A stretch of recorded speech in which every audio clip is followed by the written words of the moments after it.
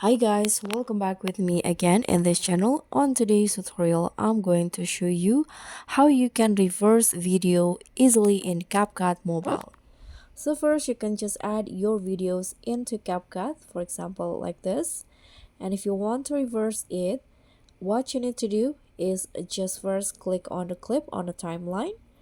Swipe through the toolbar at the bottom until you find the reverse options. So just swipe.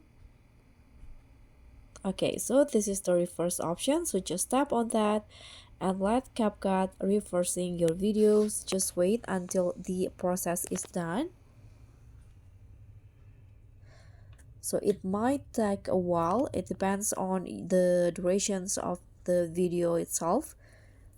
You can also minimize the process if you don't want to see. Okay, so now the video is reversed and this is the result.